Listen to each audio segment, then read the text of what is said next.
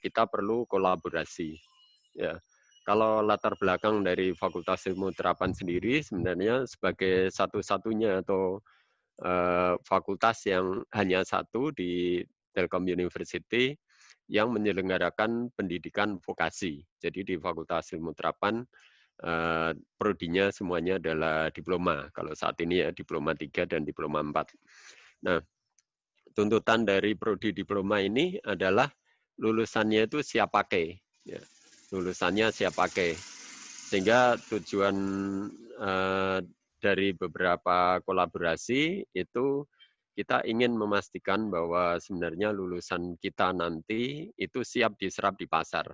Sehingga kita berusaha bagaimana caranya supaya lulusan-lulusan kita itu semua kompetensinya semuanya sesuai dengan kebutuhan industri. Nah, dengan kolaborasi tadi pertama memang untuk dosen supaya lebih in dengan kebutuhan industri, kita perlu lakukan sharing seperti ini. Kemudian juga kalau kita lihat latar belakangnya, mungkin kalau kita anggap semua orang itu kemampuannya sama, seperti misalnya segi 4 gitu ya, orang bisa milih mau lebar atau mendatarnya itu panjang atau lebih tinggi, lebih sempit gitu ya. Karena luasannya selalu sama, kita anggap semua orang itu kemampuannya sama, bisa milih mau generalis atau spesialis. Tapi kalau akademik biasanya milihnya spesialis.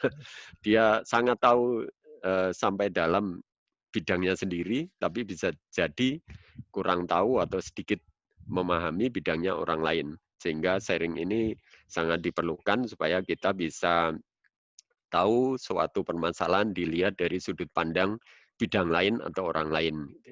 Nah, terkait dengan ilmu terapan yang tadinya inginnya semuanya implementasinya sesuai dengan kebutuhan industri, dengan adanya sharing ini diharapkan kita semua bisa memahami tentang bidang-bidang orang lain, bidang-bidang yang lebih sesuai dengan industri, kemudian juga di lingkungan industri di luar kampus kita juga tahu sehingga kalau ada kerjasama atau tadi misalnya kita ingin lulusannya sesuai dengan kebutuhan industri itu bisa tercapai. Kemudian hal lain yang mendasari juga sekarang oleh Mas Menteri, Menteri Pendidikan dan Kebudayaan itu diharapkan ada kemerdekaan, baik itu dari sisi kampus, istilahnya kampus merdeka, kemudian ada kemerdekaan juga mahasiswa dalam belajar atau peserta didik dalam belajar, disebutnya Merdeka Belajar. Nah, salah satu bagian dari Merdeka Belajar ini, mahasiswa atau kalau dalam hal ini di perguruan tinggi berarti mahasiswa diharapkan pada studinya nanti punya kesempatan untuk belajar di luar prodinya, belajar di luar kampusnya, bahkan belajar sambil magang di industri. Nah, sharing ini juga punya tujuan itu juga sehingga mahasiswa nanti kalau yang mengikuti acara-acara seperti ini bisa belajar tentang hal-hal di luar prodinya atau di luar materi-materi yang diajarkan di prodinya. Nah, yang berikutnya adalah sharing dari alumni ini mungkin juga bisa membawa istilahnya membuka cakrawala dari kita-kita yang di kampus untuk lebih memahami dunia industri yang sekarang dialami oleh para alumni, sehingga tujuan yang pertama bisa dicapai adalah menyesuaikan kurikulum, sehingga kurikulumnya nanti lebih sesuai lagi dengan lulusan yang ditarget, kemudian juga menyesuaikan kurikulum secara minor, menyampaikan materi-materinya disesuaikan dengan kasus-kasus yang real, juga terkait juga mungkin kalau sharing dari alumni nanti kan terkait profesi juga. Jadi kita juga bisa membaca sebenarnya untuk profesi itu apa yang perlu ditekankan. Seperti saat ini mungkin kalau Mas Eko kan dari informatika gitu ya. Tapi mungkin bidangnya sekarang lebih banyak ke audit gitu ya. Saya sendiri dari informatika mungkin juga awalnya kurang melihat kepentingan audit. Tapi kalau kita bisa belajar dari pengalaman-pengalaman auditor, kita tahu bahwa untuk setiap tahapan pekerjaan itu perlu dilakukan verifikasi, validasi gitu ya. Bahkan itu bisa diterapkan dimanapun, termasuk di informatika dan seterusnya. Gitu. Sehingga dengan sharing seperti ini diharapkan semua orang bisa menyerap pengalaman-pengalaman dari yang lain sebagai best practice, juga diterapkan pada bidangnya masing-masing untuk memperkuat kemampuan di bidangnya. Dan terima kasih pada Mas Eko yang sudah bersedia sharing pagi ini, juga teman-teman lain yang nanti mungkin berikutnya akan ikut untuk melakukan sharing. Demikian Bu Gita, sambutan dari saya. Semoga acara webinar ini berlangsung dan berlangsung rutin, kemudian sukses seperti yang diharapkan. Terima kasih, selamat pagi, Assalamualaikum warahmatullahi wabarakatuh. Waalaikumsalam warahmatullahi wabarakatuh. Terima kasih Pak Tri. Baiklah, sampailah kita pada acara core ya. Nah, di sini acara utama adalah sharing session dari alumni kita, yaitu Bapak Eko Tri Prasetyo, mengenai mengelola keuangan di masa pandemi COVID-19. Oke, sebelum saya persilakan Pak Eko untuk menyampaikan presentasinya, saya akan membacakan terlebih dahulu CV dari Pak Eko, tapi mungkin tidak semuanya Pak ya, ternyata CV-nya Pak Eko panjang sekali ya, banyak sekali pengalaman beliau ya selama ini. Jadi insya Allah nih ilmunya banyak ya yang bisa di-share ke kami dan juga para mahasiswa dan juga dosen. Baiklah, Pak Eko Tri Prasetyo ini merupakan alumni dari Universitas Telkom. Beliau adalah angkatan 99, betul ya Pak ya? Betul. Oke. Nah, kemudian beliau ini adalah lulusan dari Teknik Informatika, ya, Universitas Telkom. Lalu beliau melanjutkan studi Master IT ya Pak ya di Universitas Indonesia. Pengalaman kerja beliau ini banyak sekali ya. Ini yang mungkin yang saya bacakan intinya saja ya Pak ya. Ya. Jadi beliau awal profesinya adalah di PT Astra Autopark ya sebagai IT Network Infra Web System Development Supervisor. Lalu kemudian melanjutkan di PT Daihatsu Motors sebagai Corporate IT Infrastructure and Compliance Head. Ya. Lalu sebagai Business Information System Manager di PT Karya Megah Adijaya atau Aura TV ya Pak. Ya. Lalu saat ini Pak Eko menjabat sebagai Internal Audit Division Head di Bank Jatim atau Jawa Timur. Ya, mungkin itu yang saya sampaikan dari CV Pak Eko. Untuk selanjutnya sampailah kita pada acara sharing talk dari Pak Eko. Namun saya sampaikan terlebih dahulu untuk para peserta yang ingin mengajukan pertanyaan, silahkan dituliskan terlebih dahulu di kolom chat. Nanti mungkin akan disampaikan ke Pak Eko setelah acara sharing sessionnya atau presentasinya Pak Eko dilaksanakan. Baiklah, saya persilakan kepada Pak Eko. Mangga Pak. Ya. Baik, bismillahirrahmanirrahim. Assalamualaikum warahmatullahi wabarakatuh. Selamat siang, salam sejahtera bagi kita semua. Yang kami hormati Pak Tri Broto Harsono, guru kami, dosen kami. Terima kasih Pak sudah memberikan banyak ilmu kepada kami semuanya, para alumni, dan yang pasti ilmunya kepakai Pak.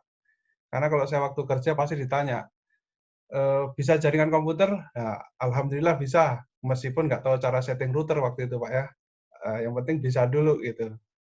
Kemudian terima kasih kepada teman-teman di Koral, ini sangat bagus sekali, ada Mas Agung, ada Mbak Gita, kemudian rekan-rekan dosen semuanya. Saya harap teman-teman semuanya sehat dan bisa diberikan rahmat barokah dan hidayah dari Allah Subhanahu wa taala. Dan yang pertama, perkenalkan, nama saya Eko Tri Prasetyo, tadi sudah dikenalkan sama Mbak Gita. Saya alumni tahun 99 memang. Asal saya dari Surabaya, lahir di Surabaya. Jadi saya bersyukur dapat dua pimpinan yang luar biasa, ada Bu Kofifa dan Bu Risma. Dan dua-duanya selalu jadi trending topik sampai dengan sekarang gitu ya. Apapun yang dilakukan beliau-beliau itu pasti jadi trending topik. Ya memang beliau-beliau ini memang orang-orang pintar yang dipilih Pak Jokowi. Dan memang kita sulit untuk mencari penggantian nantinya. Dua-duanya ini memimpin Jawa Timur dan Surabaya dan kota metropolitan ya. Jadi saya ucapkan terima kasih sekali lagi kepada teman-teman semuanya. Jadi saya mohon izin nanti saya akan coba sharing mengenai apa sih di masa pandemi ini terkait dengan mengelola keuangan gitu ya. Mungkin di awal sekali saya ingin sampaikan bahwa kalau Anda sebagai jurusan informatika, jangan berhenti jurusan di informatika gitu ya. Yang harus Anda kuasai ada 3. 1, teknologi pasti, is a must. Teknologi itu harus Anda kuasai. Kemudian yang kedua, Anda harus menguasai namanya ekonomi dan akuntansi, itu pasti. Karena kalau Anda tidak tahu bagaimana ekonomi ini bekerja, mandek. Dan jangan lupa yang ketiga, Anda harus kuasai yang namanya hukum. Jadi tatanan hukum di Indonesia ini, tatanan hukum di luar negeri, Anda juga harus kuasai itu. Jadi mungkin sebagai saran saja nanti ketika di lab, ada satu lab laboratorium yang sifatnya untuk tata kelola, dan itu bisa dikembangkan. Jadi bagaimana turunan dari undang-undang, kemudian turunan sampai peraturan-peraturan di bawahnya ini, karena semuanya terapan itu harus jangan menyalahin hukum. Jadi insya Allah kalau Anda menguasai 3 ini, mungkin bisa maju Indonesia ini ya. Saya akan coba sharing satu mengenai mengelola keuangan di masa pandemi. Kalau mungkin joke saya sih, bagaimana sih mengelola keuangan masa pandemi? Ya mungkin cari istri yang bisa mengelola keuangan Anda gitu ya. Kebetulan istri saya bisa mengelola keuangan saya, alhamdulillah. Jadi kalau Anda nanti sebagai mahasiswa ya cari dulu istri yang bisa mengelola keuangan, yang satu tidak boros, kemudian tidak dikit-dikit harus ke mall misalkan ya. Kalau Anda suka ke mall, Anda yang ngerem, istri Anda. Jadi itu joke-nya. Tetapi kalau dari sisi keilmuan, ya coba nanti akan saya sharing. Nah, ini sekilas memang tadi sudah dibacakan Mbak Gita. Nggak apa-apa, nanti saya di-sharing aja untuk bahan ini dipakai, karena memang bahan ini bisa dipakai oleh umum. Dan memang ketika saya untuk sebagai pembicara memang harus izin dulu ke direksi, karena memang ketika kita memberikan informasi, ada beberapa pengklasifikasian informasi yang bisa kita sampaikan, mana yang enggak. Baik, pertama, saya akan bergerak dari gimana sih perkembangan ekonomi di dunia gitu ya. Secara garis besar begini, kita bisa lihat ekonomi Cina memang luar biasa. Di tahun 2009, mereka 9,4% untuk pertumbuhan ekonominya. Kemudian di 2019, 10 tahun setelah itu, mengalami penurunan menjadi 6,1%. Coba Anda lihat head to head-nya siapa setelah Cina itu? Anda Indonesia. Ya, luar biasa Indonesia ini. Jadi kalau kita lihat di tahun 2009 kita masih 4,7, malahan di tahun 2019, 10 tahun setelah itu kita naik menjadi 5%. Ya, siapa yang di bawah kita? Ada banyak. Ada Amerika, ada Eropa, even Jepang sekalipun itu masih di bawah Indonesia. Jadi kita masih punya cita-cita dan semoga teman-teman masih punya daya juang dan harapan bagaimana sih kita memajukan ekonomi di Indonesia gitu ya. Tetapi ya, di masa pandemi ini yang perlu digarisbawahi, ekonomi kita diproyeksikan bisa menyampai minus 0,5%. Nah, kemudian siapa yang turun tajam di situ? Ada 2 ya, ada Eropa, itu sampai 7,5%, kemudian ada Amerika. Jadi negara-negara adidaya ini, ketika mereka dikenakan oleh pandemi itu luar biasa merosot tajam. Karena siapapun di dunia ini nggak akan siap dengan yang namanya pandemi. Jadi yang namanya negara-negara maju itu, ketika mereka dihajar dengan pandemi ini, mereka nggak tahu kalang kabut gimana cara untuk bisa survive sampai dengan sekarang. Jadi vaksin belum ditemukan, kemudian bagaimana cara untuk menanggulangi di masyarakat, even di ekonomi sendiri luar biasa, itu terpuruk.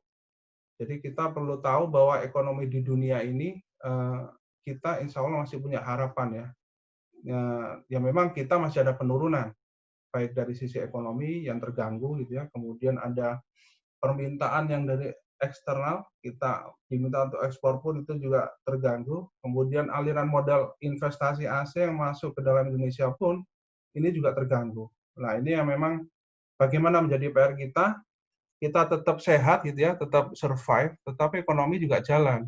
Saya paham ya di Pak Jokowi sendiri ini menjadi 2 sisi yang sangat memusingkan. Bagaimana beliau diminta untuk bisa sehat atau stay safe, tetapi di sisi lain ekonomi di Indonesia juga bisa lama-lama terpuruk gitu. Baik, saya bergerak lagi ke komoditas ya. Jadi nanti ada rujukannya ketika bagaimana kita melakukan pengelolaan investasi, pengelolaan keuangan gitu ya. Ini yang saya pahami dan beberapa data-data ini yang memang didapatkan. Jadi kalau di kami itu di perbankan ada namanya komite-komite.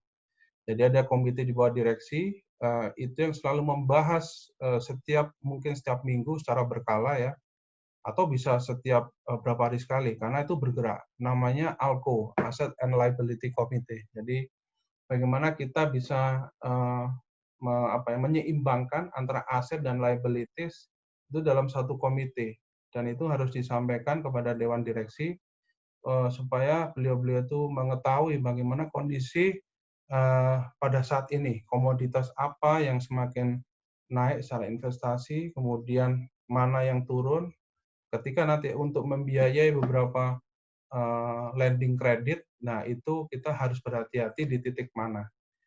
Yang pertama memang kalau kita lihat ada kenaikan komoditas yaitu emas. Jadi emas itu memang kecenderungannya selalu naik. Mungkin Bapak Ibu, rekan-rekan yang di sini sudah pernah investasi membeli logam mulia gitu ya. Dulu zaman saya tahun 2000 berapa ya? 2009 saya cari emas logam mulia mungkin harganya masih 300-400 ribu gitu ya per gramnya. Kalau sekarang mungkin harganya udah mungkin 900 ribuan. Jadi ini memang kenaikannya luar biasa. Kemudian mana yang mengalami penurunan? Ya ada crude palm oil atau harga minyak sawit mentah itu CPO itu cenderung ada penurunan. Kemudian ada batu bara, kemudian ada Brent oil, ini juga naik, tapi ada juga yang mengalami penurunan. Jadi kecenderungan naik ada di komoditas emas. Bagaimana nilai tukar kita?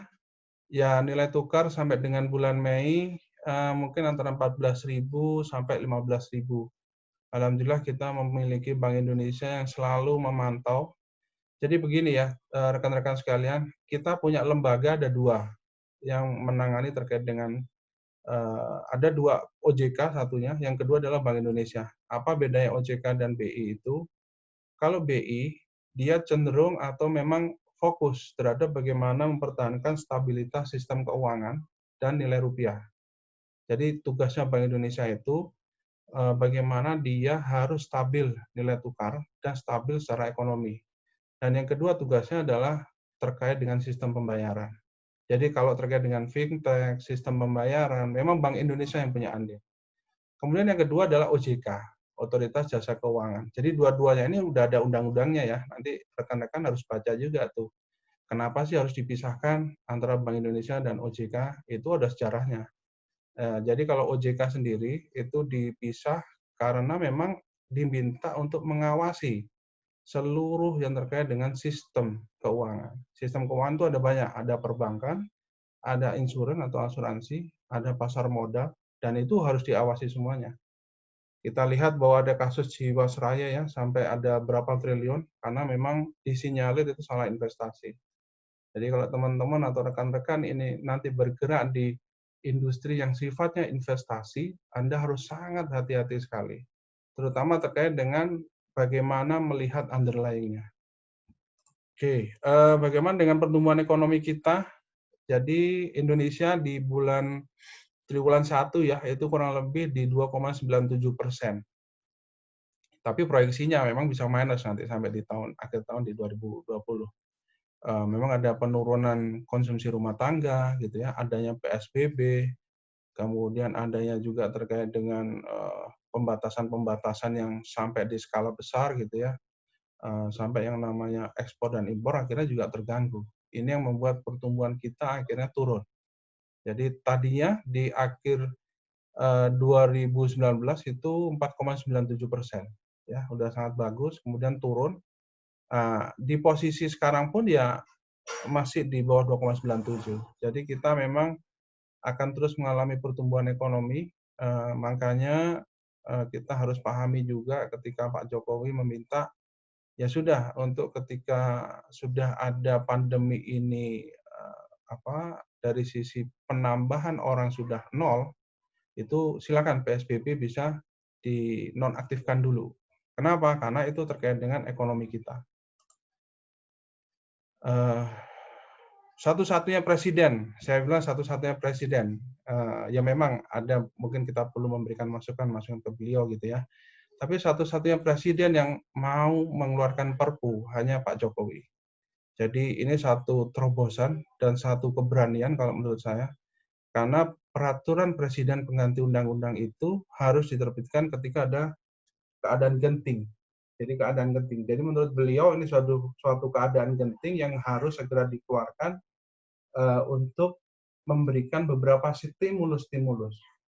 Ya, nanti kita akan jelaskan apa sih yang dimaksud dengan stimulus itu ya. Beliau akhirnya menggelontorkan ada beberapa dana. Yang pertama ini terkait dengan dana kesehatan, pasti itu. Kemudian ada jaringan pengaman sosial. Kemudian ada insentif pajak. Ya, kalau terkait dengan dana kesehatan itu 75 triliun, itu uang sangat besar sekali. Dan itu harus benar-benar diawasi ya.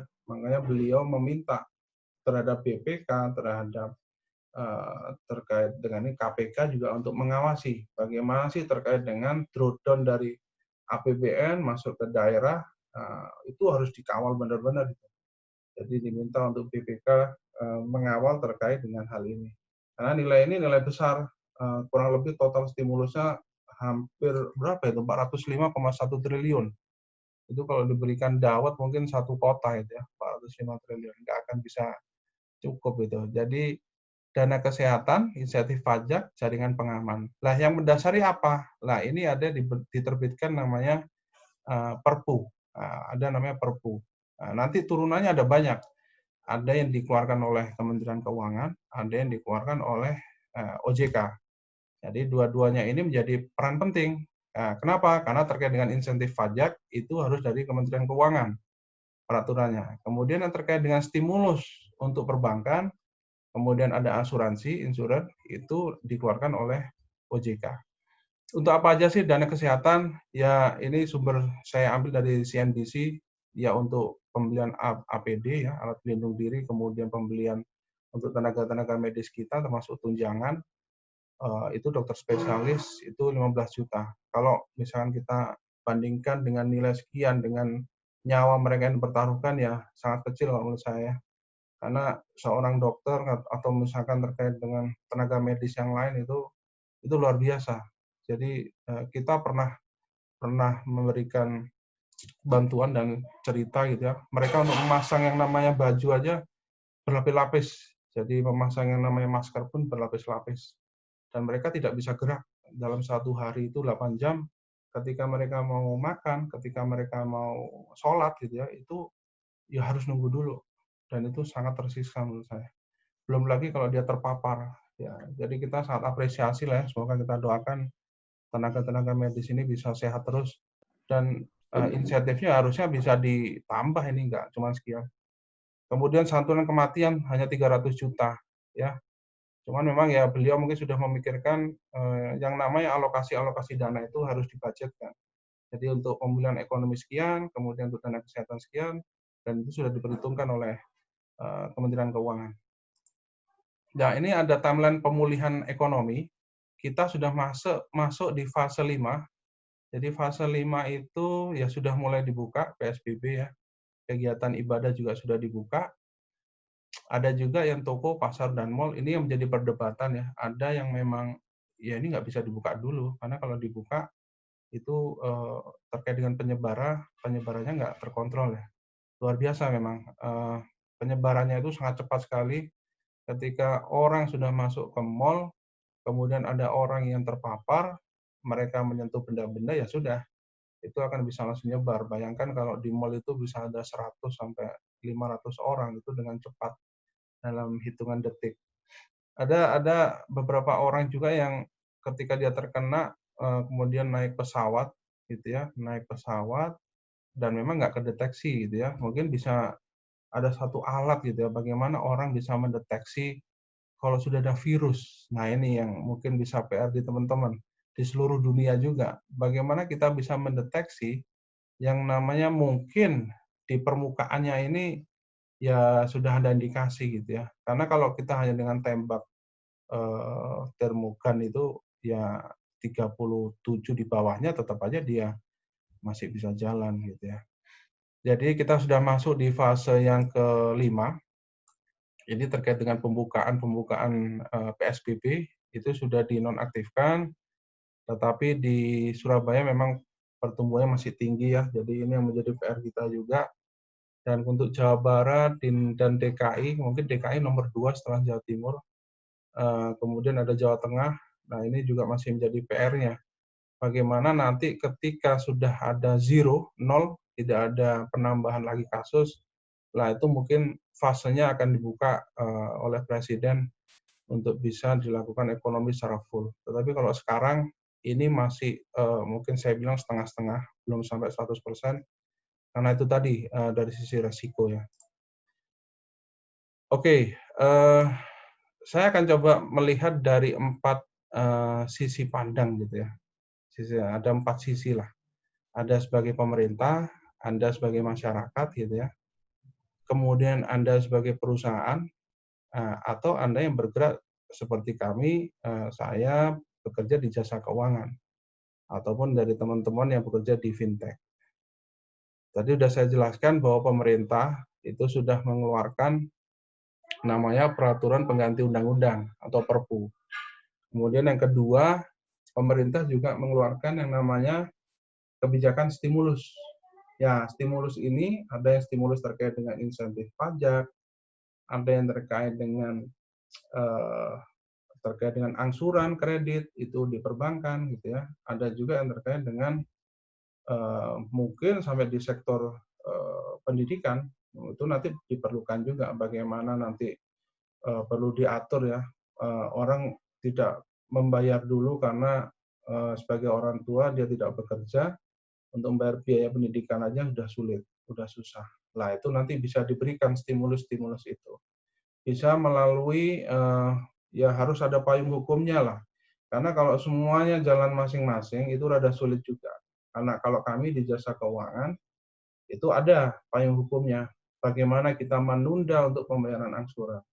Apakah itu diberikan keringanan bunga, apakah itu dilakukan pembayarannya nanti angsuran tetap tetapi pembayaran ditunda sampai 1 tahun ke depan baru bayar, atau memang dia dapat keringanan pokok atau keringanan bunga yang dibayar. Nah, bisa 6 bulan, bisa 12 bulan, tergantung.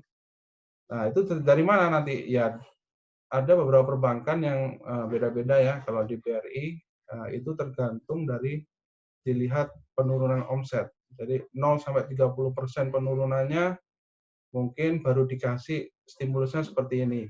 Nah, kemudian kalau penurunannya 30-60%, nah itu baru nanti diberikan yang rada longgar. Nah, gitu. Tapi kalau penurunannya sampai 100%, lah nanti itu berarti bisa ditunda sampai 2021. Jadi asumsinya menurut OJK dan lembaga perbankan itu pandemi ini bisa diberikan stimulus sampai Maret 2021.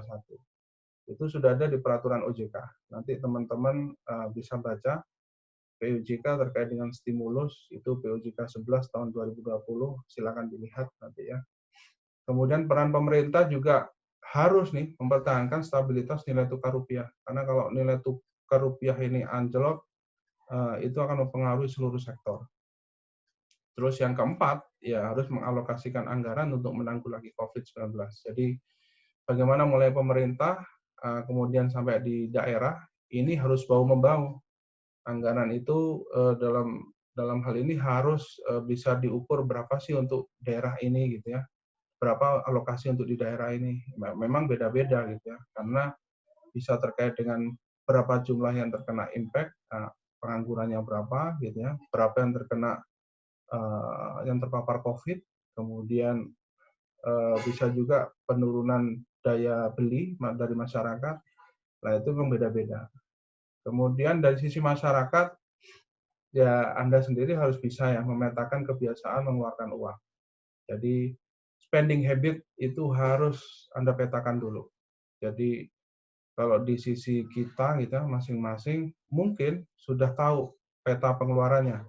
Ada yang sering mengeluarkannya di sisi A itu yang biasanya dia jor-joran. Jadi dapat gaji, kemudian dia tidak pernah punya peta berapa sih yang dikeluarkan gitu ya. Tetapi dia selalu membeli tanpa mikir. Nah ini coba dipetakan lagi kebiasaan mengeluarkan uang itu. Sebetulnya dipakai juga untuk di perusahaan. Harusnya dipetakan lagi berapa biaya-biaya yang sering dikeluarkan. Mana biaya yang tinggi, misalkan di fakultas ini apa sih biaya yang sangat tinggi di sini? Nah itu harus bisa dilihat. Mungkin di beberapa akun-akun atau pos-pos yang sifatnya biayanya paling tinggi, ya itu yang perlu dicari root cause-nya. Kenapa kok tinggi? Gitu. Misalkan saya contohkan terkait dengan biaya untuk pembelian alat tulis kantor misalkan. Nah, alat tulis kantor ini sangat tinggi sekali, sampai sering beli paper, kemudian beli alat-alat tulis yang lain. Nah itu mungkin bisa disederhanakan, bisa menggunakan sistem atau tools atau IT gitu ya. Nah, kemudian yang itu bisa cutting cost di sana. Kemudian yang kedua, sebagai individu atau masyarakat, Anda harus pisahkan antara kebutuhan dengan keinginan. Pasti itu. Jadi kalau di masa pandemi ini, mana yang sangat dibutuhkan, ya itu yang harusnya Anda sisihkan. Jadi apa yang harus disisihkan? Satu, biaya ketika kita sakit. Itu yang paling penting. Jadi ketika kita sakit, itu harus kita sisihkan tuh. Jadi misalkan Anda punya gaji 10 juta, ya sisihkan minimal 1 juta sampai 2 juta. Ya, itu harus. Jadi kita nggak tahu kapan kita sakit. Karena ketika kita sakit, ya mungkin ada teman-teman yang bisa diganti oleh kantor, oke gitu ya. Tetapi kalau ada plafon misalkan terkait dengan biayanya hanya diganti 1 bulan 500.000 gitu. Padahal Anda bisa sakit habisnya 1,5 juta. Nah, itu biaya itu yang bisa Anda gunakan. Jadi masa pandemi ini bagaimana Anda menyisihkan ya beberapa biaya-biaya itu untuk kebutuhan Anda, bukan keinginan Anda. Jadi kalau keinginan ya harus direm dulu. Kecuali kalau bukan masa pandemi itu oke. Kenapa? Karena semuanya terimpact, perusahaan juga terimpact, kita juga akhirnya terkena. Saya sendiri ya, ketika kita bisa menerima bonus atau jasa produksi, itu akhirnya bisa nggak keluar. Kenapa? Ya karena terkait dengan laba perusahaan. Yang biasanya laba itu bisa sampai achieve, misalkan taruh laba itu 1 triliun misalkan. Tiba-tiba nanti harusnya laba jadi 500 miliar. Udah berkurang separuhnya. Padahal harus memberikan dividen kepada pemegang saham, juga harus ditahan untuk labanya. Nah itu semuanya harus kita perhitungkan. Kemudian carilah aktivitas yang free ya dan biaya yang rendah. Ini yang menjadi concern. Jadi ketika kita di masa pandemi ini, saya sangat setuju sekali dengan beberapa materi-materi atau event-event yang sifatnya itu free. Jadi nggak perlu bayar. Kalau bayar pun paling hanya bayar 75.000, 50.000, 100.000 gitu ya. Dan itu menjadi memintarkan diri kita sendiri, ya, memintarkan mungkin organisasi gitu ya. Dan ini yang menjadi concern kita banyak sekali terkait pandemi ini, kita akhirnya terbuka mata kita, oh kita begini ya. Jadi kita tahu ada kelemahan-kelemahan di sini. Ada juga yang kita harusnya memanfaatkan ini, nggak bisa pakai cara lain. Keempat, ya melakukan pencatatan all transaction. Yang saya bilang all transaction itu, ini yang menjadi kunci ya. Jadi kalau saya di keluarga saya pribadi, yang mencatat adalah istri saya. Nah, nanti kita review bersama, mana biaya-biaya yang sangat tinggi nih. Apa yang menjadi concern jadi tinggi. Misalnya biaya listrik, loh kok listriknya tinggi ya. Nah, nanti kita review apa yang menjadi concern. Misalkan dalam 1 bulan ini ada satu hal yang pemakaian listrik kita karena sering menggunakan TV misalkan. Jadi televisi ini yang kita gunakan terus-menerus, atau misalkan penggunaan microwave di situ yang biasanya setiap pagi, ya ini harus kita kurangi. Ya, jadi pencatatan transaksi itu untuk kita bisa menganalisis yang nomor 3 tadi, mana yang biaya yang bisa kita pakai, mana yang biaya-biaya yang bisa kita turunkan. Kemudian yang kelima, itu yang di itu minggu investasi yang liquid atau yang menguntungkan. Ya, yang nomor 5 ini menjadi hal yang concern bahwa ketika kita sudah memiliki dana, ya kita harus investasikan, tetapi yang sifatnya menguntungkan atau memang kita butuh dana cepat atau liquid. Apa sih yang maksud dengan liquid ya? Itu bisa kita uangkan dengan segera gitu ya. Salah satunya logam mulia gitu salah satunya. Ya nanti kita akan coba masuk ke sana. Kemudian dari sisi perusahaan, ya ini bisa perusahaan, bisa kampus. Yang saya bilang tadi, satu memang harus melakukan efisiensi biaya. Jadi teman-teman, rekan-rekan harus memetakan lagi mana-mana sih pos biaya yang sangat tinggi dan itu bisa kita tekan lagi, root cost-nya dicari, nah, kemudian diganti dengan atau dimitigasi dengan cara-cara lain yang mungkin bisa mengefisiensikan biaya. Seluruh perusahaan sekarang melakukan itu, saya yakin itu. Jadi yang tadinya ya, menggunakan kertas untuk masing-masing printer gitu ya. Nah mungkin sekarang nanti disatukan satu printer untuk free print. Kita bisa tahu divisi mana nih yang sudah ngeprint paling banyak. Nah, mungkin di beberapa perusahaan besar yang di Telkom, di Pertamina sudah melakukan hal itu gitu ya. Tapi di perusahaan-perusahaan yang mungkin di middle sampai low, yang kecil, nah ini bisa ditiru, bisa dilakukan hal seperti itu. Kemudian yang kedua, harus dilakukan menjaga arus kas. Ya. Jadi di teman-teman yang di accounting, di akuntansi pasti tahu nih, bagaimana sih kita harus menjaga arus kas kita itu ya, antara cash inflow dan cash outflow kita, supaya kita tidak, ya dalam tanda kutip, besar pasak daripada tiang gitu ya. Itu yang paling penting. Nah, balik lagi, Anda harus tahu pos-pos mana aja yang paling tinggi nanti.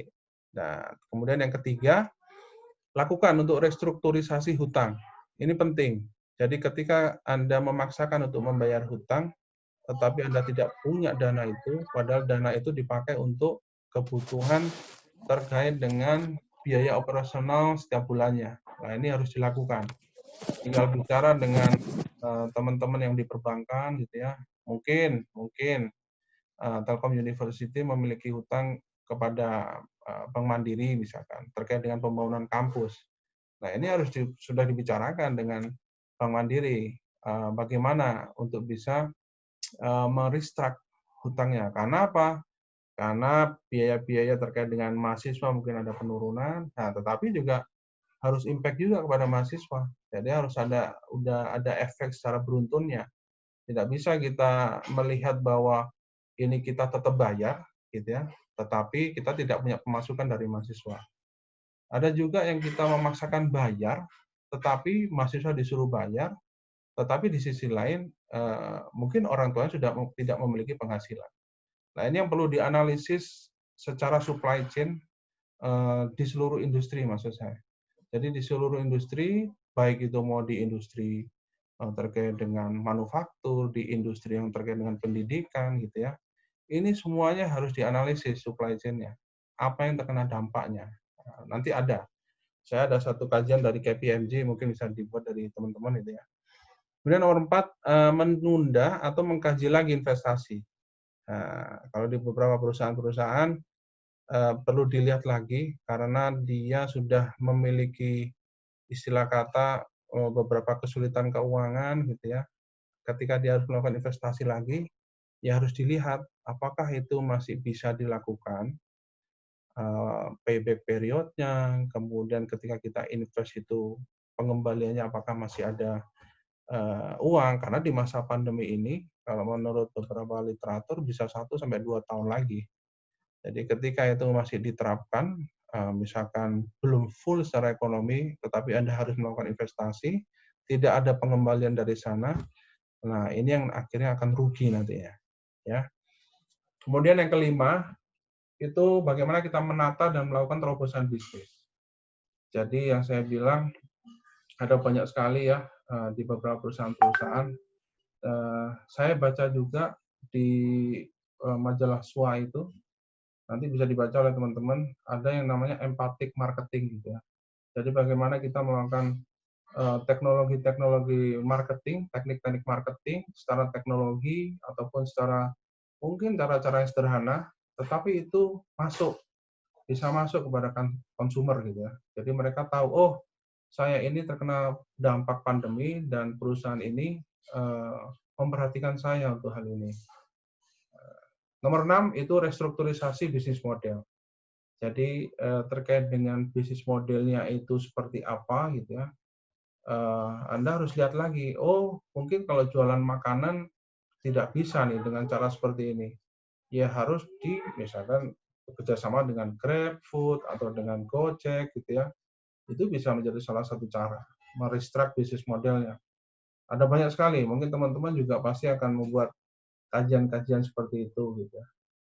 Terus bagaimana ketika kita berdiri sebagai orang yang bekerja di jasa keuangan atau Anda yang bekerja di fintech? Yang pasti Anda harus segera melakukan restrukturisasi kredit yang terdampak COVID-19. Kenapa? Karena kalau nggak segera dilakukan, otomatis performa dari bank sendiri akan turun. Dan akhirnya mempengaruhi yang namanya non-performing loan. Jadi kalau di bank itu ada yang namanya NPL, jadi kolek 1, kolek 2 itu masih dianggap performing loan, tetapi kalau sudah masuk di call 3, call 4, call 5, itu akhirnya dianggap dia masuk di kategori NPL. Nah, kalau NPL batasan maksimumnya adalah 5%. Jadi kalau Anda punya uang 100 miliar, lending kreditnya 100 miliar, di perbankan itu maksimum 5 miliar. Yang itu istilah kata nunggak lah, berapa hari gitu ya. 5 hari, kolek 3, kolek 4, kolek 5. Itu masuk dalam kategori NPL. Jadi maksimumnya ya 5 miliar.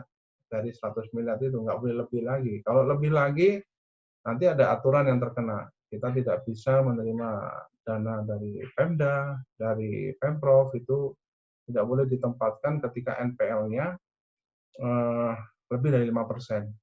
Jadi kalau saya bilang, yang namanya bisnis bank itu adalah bisnis intermediasi keuangan.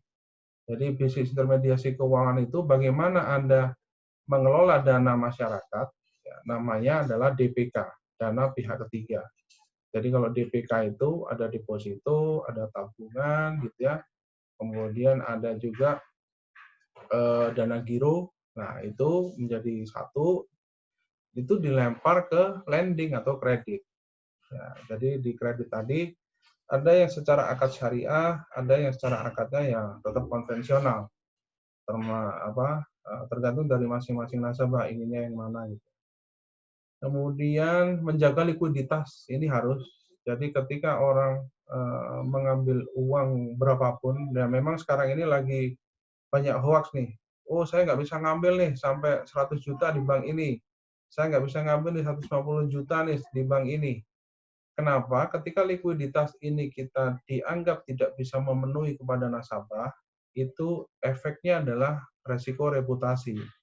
Jadi nasabah akan keluar-keluar nanti. Waduh, uang saya ini nggak bisa diambil. Akhirnya yang terjadi adalah dianggap bank itu melakukan semacam kegagalan memenuhi kewajiban dia untuk menyediakan dana. Dan akhirnya bisa diras itu. Nah, itu yang sangat bahaya sekali dan harus dijaga di sektor perbankan. Kemudian yang kelima, sudah dimulai nih ceruk nasabah bank itu diambil fintech. Jadi fintech-fintech yang sekarang itu banyak sekali. Nanti ada beberapa yang mungkin dari teman-teman bisa dipakai panduan gitu ya. Jadi ada fintech yang, jadi gini, fintech itu kan satu perusahaan yang memang dia berkecimpung untuk menyediakan terkait dengan segala sistem keuangan. Bisa dia menyediakan untuk peer-to-peer lending gitu ya. Bisa dia pengumpul untuk investasi. Bisa juga orang yang ingin menyediakan dana, kemudian dia lempar lagi untuk kredit bisa, gitu ya. Tergantung. Atau bisa juga sistem pembayaran, bisa juga. Jadi fintech ini memang ada aturannya. Jadi ada aturannya yang ngatur, ada dua-duanya. Bisa di Bank Indonesia terkait sistem pembayaran, bisa di peraturan OJK. Nanti dibaca aja di Google peraturan-peraturan terkait fintech itu banyak sekali. Ya. Oke. Ini salah satu yang tadi saya bilang terkait dengan pemerintah. Nanti silakan di-download ya, dicari aja di Google, ada peraturan pengganti Undang-Undang Republik Indonesia tentang kebijakan keuangan negara. Kenapa kok ini dikeluarkan? Karena begini, ketika APBN ini kurang, ya itu bisa dianggap merugikan negara. Makanya segera dikeluarkan peraturan pengganti undang-undang ini yang ditandatangani oleh Presiden, supaya tidak nyalain yang undang-undang tadi itu. Undang-undangnya terkait apa? Undang-undang terkait dengan keuangan negara, itu ada. Terus di dalam peraturan pengganti undang-undang ini itu juga diatur juga terkait dengan insentif pajak, kemudian terkait dengan kebijakan stimulus untuk perbankan, itu ada diatur. Nah, turunannya OJK mengeluarkan yang namanya peraturan untuk stimulus perekonomian nasional sebagai kebijakan counter cyclical dampak penyebaran coronavirus disease. Jadi peraturan ini memang digunakan untuk nasabah-nasabah yang terdampak COVID-19. Dan nanti di kita, di perbankan itu biasanya ya, memang ada beda-beda, itu akan membuat namanya self-assessment. Jadi mereka ngajukan, nah kemudian kita coba analisis, self-assessment oleh analis kredit, nanti ini masuk terdampak apa enggak. Yang paling mudah adalah dia harus kondisinya bagus sampai dengan bulan Maret 2020. Jadi kalau kondisinya sebelum Maret 2020 itu udah jelek, ya artinya gini, kondisi Maret itu dia sudah tadi NPL, udah call 3 atau 4 atau 5. Nah itu biasanya bank akan nolak. Karena nggak masuk dalam pemberian stimulus ini. Tetapi kalau dia masih call 1, ya, kemudian dia ajukan, karena dia terdampaknya mungkin terkait dengan sektor barang-barang yang harus dia impor, itu dari Cina atau dari beberapa negara yang terkena dampak gitu ya. Nah, itu bisa diberikan nanti. Yang sekarang lagi rame adalah para pengemudi ojek, dia minta untuk diberikan stimulus supaya ditunda pembayaran untuk angsurannya sampai Maret 2021. Nah, ini sudah sampai ke OJK dan mereka sempat demo juga ya, karena di beberapa perusahaan leasing ini jadi masalah juga karena peraturan itu diberikan dan bisa dijalankan sesuai dengan kebijakan masing-masing. Jadi tidak disamaratakan. Karena tergantung dengan kekuatan di masing-masingnya. Ada yang leasing yang dia nggak bisa cover tuh kalau dia nggak bisa dapat pendapatan dari angsuran, kan di situ ada bunga kredit yang otomatis dia nggak bisa memberikan itu. Ada yang dia bisa berikan hanya sampai 3 bulan, ada yang sampai 6 bulan. Gitu. Nah itu yang diprotes sama pengemudi ojek online. Nah ini yang memang kasihan juga sih, karena memang ketika PSBB itu terjadi, mereka ada pengurangan terkait dengan pelanggannya. Nah ini kondisi kita, berarti kita harus sudah sampai di, kita selalu bilang new normal, new better normal bilangnya ya. Ini ada yang memang kita harus bisa melihat terobosan-terobosan yang terjadi. Mungkin kalau teman-teman bergerak di e-money, e-wallet gitu ya, itu bisa masuk. Nanti ada banyak sekali yang terobosan-terobosan di sini. Kemudian ada juga di telebanking gitu ya. Ada les ATM, EDC, kemudian mungkin ada yang terkait dengan fungsi-fungsi pembayaran. Mungkin sekarang kalau orang ke pasar itu takut, mungkin bisa disediakan tuh di pasar bagaimana kita membeli barang di pasar, tetapi sudah ada e-commerce-nya gitu ya. Sudah ada e-commerce-nya. Jadi nanti pelanggan itu tinggal nyari dia beli apa gitu ya. Nah, nanti dia bisa kerjasama dengan logistiknya supaya untuk ngantar barangnya. Nah, nanti pembayarannya ya tinggal didapat aja dari perusahaan itu yang dia sudah kerjasama sama bank mana. Nah, ini yang memang belum ada nih. Mungkin di pasar-pasar tradisional, orang yang mungkin takut untuk masuk ke sana, nah itu bisa dilakukan. Nah, kami sudah melakukan terobosan itu di Bank Jatim ini ada namanya lumbung pangan. Jadi lumbung pangan Jatim itu yang di Surabaya ketika dia mau beli beras, beli minyak gitu ya, store-nya mereka ada di Jatim Expo. Nah, mereka tinggal milih masuk ke aplikasi Jatim lumbung pangan, dia tinggal pilih barangnya apa, nah nanti pembayarannya pakai virtual account Bank Jatim, barangnya langsung dikirim tuh. Mungkin itu sudah disediakan gitu ya. Tapi yang mungkin belum ada ini yang barang-barang yang fresh, yang di pasar-pasar tradisional itu belum ada. Ada fungsi artificial intelligence, machine learning, robotik. Kalau di fungsi perbankan mungkin bagaimana sih kita punya analisa kredit yang bisa istilah kata memberikan kredit itu hanya hitungan menit gitu ya. Dengan satu analisis yang sudah dihandle sama AI atau robotik. Jadi di aplikasinya sudah tahu, oh ini debitur ini sudah bagus nih, bisa diberikan 500 juta atau 100 juta. Nah itu mungkin perlu dibuat satu logic dari aplikasi gitu ya, dan itu bisa dipakai di beberapa bank-bank atau BPR. Itu bisa juga, itu satu terobosan. Kemudian ada teknologi yang terkait dengan IoT. Kalau menurut saya yang sekarang lagi ngetren ya harusnya dengan bagaimana kita menyediakan lumbung pangan ketika pandemi ini di masing-masing daerah. Termasuk nanti di IoT kita bisa deteksi, oh ketika padi ini sudah tumbuh sampai berapa bulan, dia bisa ngasih tahu kepada petani ataupun ke petugas bank. Jadi kita bisa tahu, oh ini sudah sekian nih. Nanti dilihat dari kadar airnya, dilihat dari pertumbuhan tanamannya, itu bisa mengirimkan satu sinyal ke beberapa petani dan ke beberapa di petugas bank yang membiayai untuk kontrol terhadap pelaksanaan itu. Oke, mungkin sedikit terkait dengan pelajaran akuntansi ya. Jadi bagaimana mengelola keuangan ya Anda harus menyeimbangkan neraca. Ya, kalau di dalam aset dan liabilities, jadi ada aset, liabilities, ada equity. Ya, ini yang harus diseimbangkan oleh teman-teman. Bagaimana kita bisa melihat ini supaya kita punya aset, juga kewajiban kita harus kita seimbangkan, termasuk modal-modal yang di store, modal awal kita gitu ya. Ini pasti di teman-teman akuntansi sudah sangat paham sekali. Cuman yang di teman-teman di teknik informatika atau di teman-teman yang lain juga harus memahami bagaimana sih konsep dari sisi accounting ini bisa berjalan. Jadi mulai dari bagaimana menjalankan bisnis, jadi ya perlu aset. Ya, aset juga perlu sumber dana.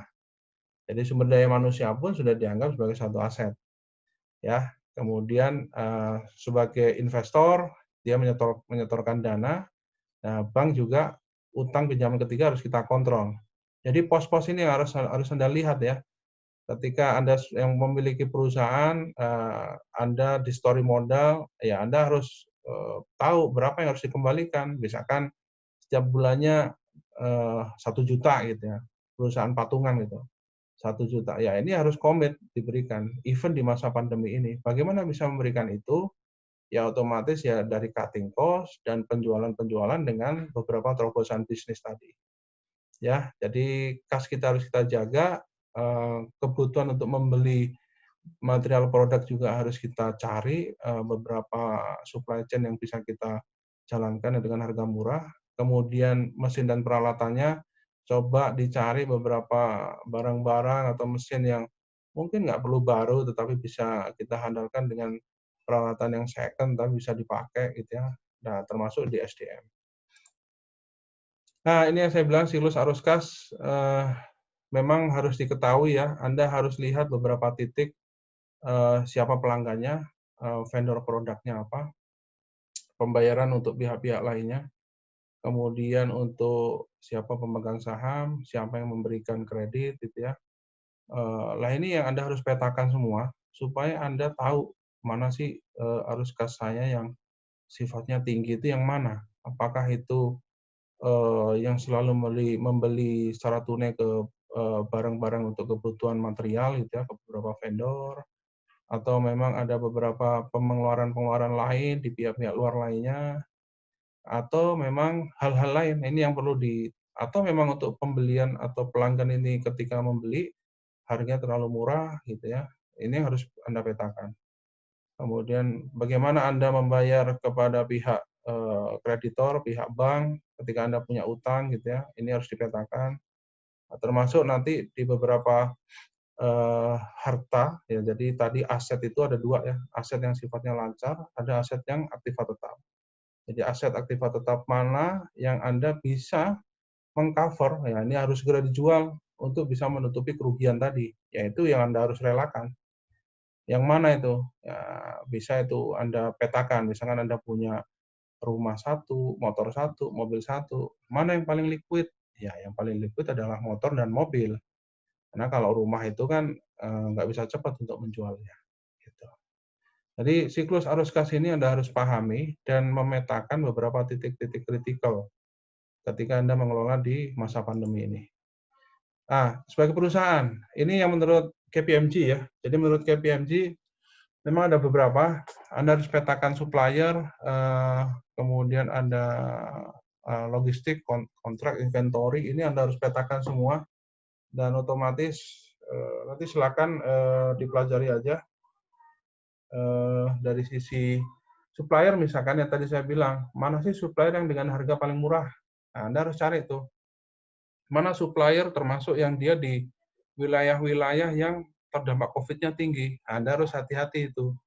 Jadi Anda harus petakan siapa aja suppliernya dan harus punya contingency plan ketika ingin mensuplai barang itu. Ya, ini yang kita kasih tahu ke beberapa debitur-debitur ya. Jadi ketika mereka punya supplier ya juga harus dipetakan. Kemudian logistiknya siapa? Mana yang paling murah? Rute paling pendek mana? Gitu ya. Kemudian impact-nya yang paling rendah mana? Jangan lupa kontrak. Ya, ini saya bilang. Saya selalu bilang ketika Anda orang IT, ya, Anda orang ekonomi akuntansi, Anda harus belajar kontrak. Karena kontrak itu adalah masalah hukum. Ketika ada masalah hukum yang disalahi, ya Anda akan keseret-seret dengan masalah hukum. Dan itu yang menjadi poin penting. Jadi ketika Anda dengan pihak supplier, pihak logistik gitu ya, ketika Anda suatu pekerjaan hubungan bisnis, ya event ini perdata itu bisa jadi pidana. Ya, sekali lagi kondisi perdata bisa jadi ditarik ke pidana, tergantung case-nya. Bisa aja nih seorang supplier dia mengira Anda menipu. Nah, itu bukan perdata lagi. Jadi yang ada akhirnya masuk ke satu hal yang sifatnya harus dilakukan mitigasi resiko. Karena kalau Anda ditarik ke pidana, ya otomatis hukumannya juga pidana. Nah, itu bisa masuk ke penjara juga. Penipuan itu bisa masuk. Atau penggelapan, itu bisa masuk. Jadi hati-hati dengan pasal-pasal yang sifatnya ketika Anda mengalami dengan kontrak dengan beberapa nasabah atau supplier atau customer, itu kontraknya dibaca lagi. Ya. Jadi have you review your contract with the key customer and supplier. Kemudian inventory, ya Anda harus tahu inventory Anda berapa banyak. Jadi persediaan ini Anda harus hitung ketika Anda jualan apapun ya, jualan barang, jualan makanan, Anda harus tahu inventory Anda. Customer loyalty and demand. Nah, ini juga jadi dari sisi customer ini seperti apa, awareness and communication penting ya. Teknologi and system. Nah, ini yang teman-teman nanti harus mulai ada terobosan. Ketika perlu teknologi untuk bisa memudahkan, why not? Harus segera dilakukan. Jadi KPMG ini bagus sekali menurut saya sudah mengeluarkan when the pandemic influenza is happen, krisis responnya harus seperti ini. Ini yang bisa ditiru oleh beberapa perusahaan. Kemudian ada commercial plan, ada board governance, ini juga tata kelola di direksi seperti apa, pasti akan berubah nanti. Di perusahaan-perusahaan besar pun, ketika ada work from home, gitu ya harus diatur. Virtual meeting itu harus diatur. Bagaimana notulennya, kemudian bagaimana dari sisi keputusan di dalam rapat itu ketika ada virtual meeting seperti ini. Harus ada aturan yang jelas. Kenapa? Karena sudah berubah. Karena orang, misalkan direksi ada di sana, ada yang di kantor, ada di Surabaya, ada di Jakarta, lah dilakukan virtual meeting harus ada aturannya. Ya. Cash flow yang tadi saya jelaskan, kemudian public health requirement. Nah, ini yang menjadi contingency plan untuk perusahaan. Ya ini beberapa saya ngambil di majalah SWA yang Juli 2020. Memang bagaimana sih terkait dengan pengeluaran yang pasti sangat meningkat ya, pasti itu. Harapannya apa? Harga stabil kalau kepada perusahaan. Jadi tidak ada kenaikan harga gitu ya. Kemudian tidak ada terlalu mahal ya, itu penting. Menyediakan fasilitas transaksi online. Nah ini, promo diskon khusus, ini penting. Ini mungkin bisa dipakai oleh teman-teman ketika punya usaha-usaha mungkin di bidang UMKM bisa dipakai. Nah ini yang saya bilang empathic marketing sudah dipakai oleh banyak perusahaan. Ada Telkomsel, mungkin di Telkom University juga memberikan ya free access berapa giga untuk beberapa inilah mahasiswa. Kemudian ada juga diskon harga jual hingga 20%, menggratiskan BPHTB. Wah, ini ada juga Sinar Maslen tuh. Nah, ini yang mungkin bisa dipakai oleh teman-teman di beberapa perusahaannya, bagaimana bisa mengempati kepada nasabah atau customer. Nah, ini saya bilang investasi apa sih yang tepat di masa pandemi? Ada 4 ya. Jadi saya ngambil juga dari Coinbase website dan ini valid juga. Ada surat utang negara, ini nanti ada jadwalnya sih. Jadi ketika negara ini mengeluarkan SBN gitu ya, karena negara kan juga butuh dana. Nah, itu biasanya kupon. Jadi kalau surat utang negara itu ketika pemerintah butuh dana, Anda bisa investasi tuh kepada pemerintah. Artinya itu dijamin oleh pemerintah dananya, nggak akan hilang. Ya, jadi nanti pemerintah akan mengeluarkan misalkan ada SBR berapa, kemudian ada SR suku. Kalau suku retail itu terkait dengan syariah ya. Ada ORI 17. Ya, itu nanti Anda lihat ada tabelnya tuh. Kuponnya berapa misalkan 8,25%. Jangka waktunya sampai 3 tahun misalkan. Jadi nanti Anda akan mendapatkan kupon setiap tahunnya 8%. Kupon itu imbal hasilnya ya. Jadi pokoknya nanti di tahun ketiga Anda akan dikembalikan. Kemudian ada logam mulia, ini pasti mending Anda mulai beli ini. Jadi trennya juga naik, jangka panjang gitu ya. Tetapi jangan sampai beli ini sebulan lagi dijual. Itu pasti rugi ya, rugi. Jadi trennya jangka panjang. Tetapi kalau rugi nggak rugi-rugi banget gitu. Jadi ketika Anda butuh duit yang cepat, LM ini bisa salah satu alternatif. Kemudian properti ini memang aset jangka panjang. Jangan lupa ya, pastikan legalitas, ini penting, lokasi, desain, kondisi, serta luasan tanah bangunan. Tapi jangan lupa legalitas. Jadi ketika Anda dengan pihak developer, cek dulu developernya. Pastikan developer ini ada masalah apa enggak. Pernah punya case hukum yang ada di internet ya. Itu case hukum ada apa enggak. Dan ketika nanti bentuk suratnya apa, SHGB kah, surat hak milik kah, atau apa gitu ya. Kemudian reksadana. Reksadana ada 4, ada reksadana saham, campuran, pasar uang, dan pendapatan tetap. Tapi yang lebih cocok di masa pandemi yang reksadana pasar uang. Jangan yang saham ya, karena kalau saham artinya begini, reksadana itu kan Anda punya uang kemudian meminta untuk perusahaan efek atau manajer investasi untuk melakukan investasi gitu. Bisa mereka dalam bentuk nanti didepositokan, bisa nanti dibentuk diberikan surat utang negara gitu ya, silakan saja. Tapi yang pasti harus melihat siapa manajer investasinya, punya track record bagus apa enggak, itu harus dicek.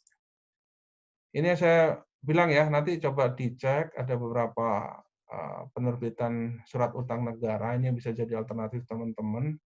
Contohnya adalah saving bond retail nih, SBR 004. Ini berkontribusi untuk membangun Indonesia. Ini bisa beli lewat fintech juga. Fintech juga sudah menawarkan ini. Perbankan juga bisa, fintech juga bisa, perusahaan efek juga bisa atau sekuritas. Jadi kalau mau beli lewat sana. Kupon yang mengambang dengan minimal sebesar 8,05% per annual, jadi setiap tahun ya. Kemudahan akses pembelian dan pengajuan pelunasan sebelum jatuh tempo. Jadi ini yang nanti teman-teman silakan dilihat dan tanya, silakan aja. Kalau menurut saya sih sejauh ini sangat bagus sekali karena untuk membantu negara kita. Dan ketika memilih ke fintech juga harus hati-hati ya teman-teman ya. Ada beberapa hal yang pastikan terdaftar di OJK dan tidak ilegal. Kemudian pikirkan lagi ya terkait dengan data yang diupload, sistem yang transparan. Kemudian cek juga aplikasinya bisa untuk cek status pinjaman atau investasi.